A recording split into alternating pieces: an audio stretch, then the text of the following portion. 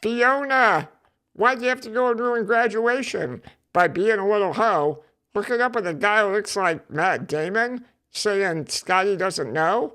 I guess it's time for me to take a EuroTrip. We're talking about it today on Groverserved.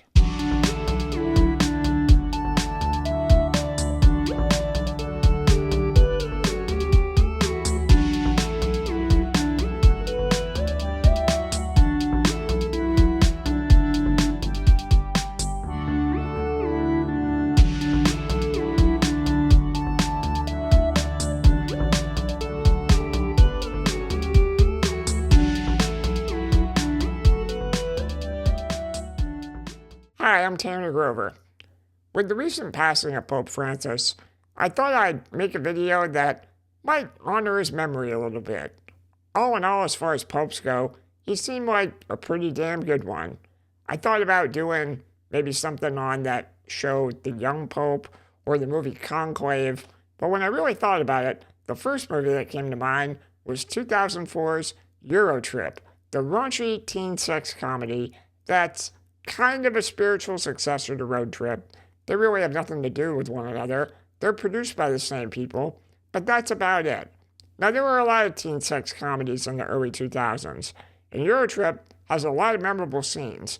But before we get into all the details, if you could go ahead and smash that subscribe button, as if you were really fed up with a robot mime and you wanted to smash him in the nuts, I'd really appreciate your support.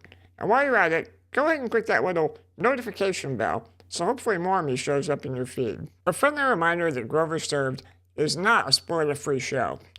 Now, I hope this video does a few things. We're going to connect the dots back to the Pope. I promise you that. If you've seen the movie, you know what I'm talking about. But I really want to just take a moment to talk about raunchy comedies from the late 90s and early 2000s in general. These are the type of movies that probably couldn't be made in today's PC culture. And I think it's a real shame. I understand that, there are stereotypes portrayed here that are inappropriate. They use the language, they say the R word. You can't do that nowadays. It was a different time for sure.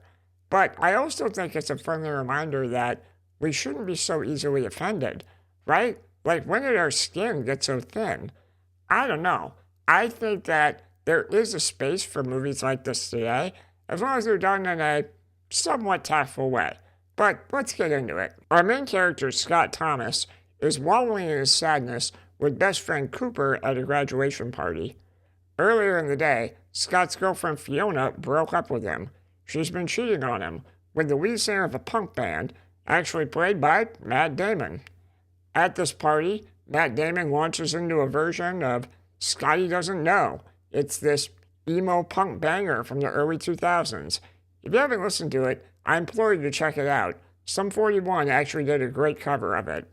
Anyways, Scott's drunk and he goes home to chat with his pen pal Mike from Germany.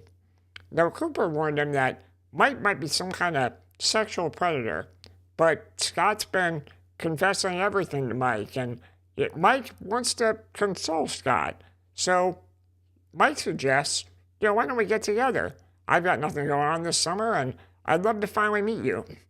It freaks Scott out, and he writes a nasty email telling Mike to never come near him. The trouble is, Mike isn't really Mike. Mike is Mika, a very attractive girl from Berlin, who's in love with Scott.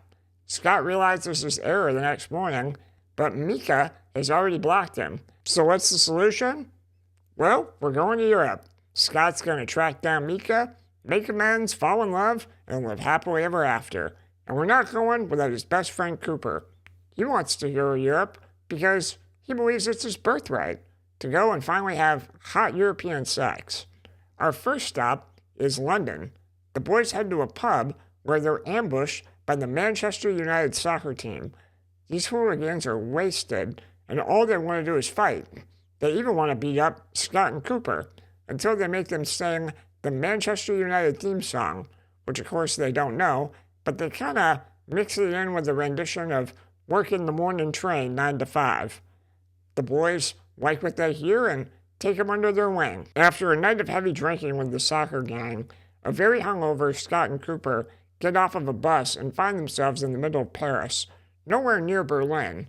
They don't know what to do, but they do know that their classmates from back home, fraternal twins Jenny and Jamie, are backpacking across Europe and have a real great sense of direction.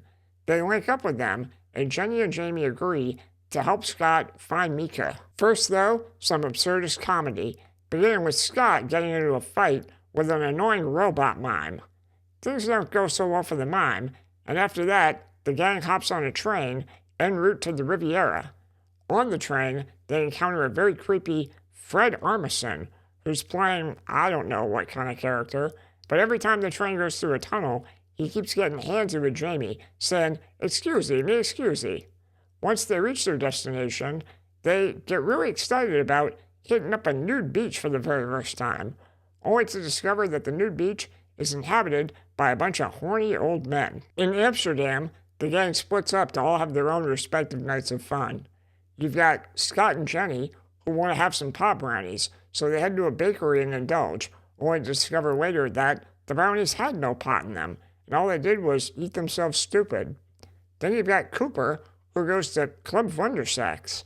He just wants a night he'll never forget, but instead, he ends up getting tortured by Hans and Gruber. It's a great Die Hard reference.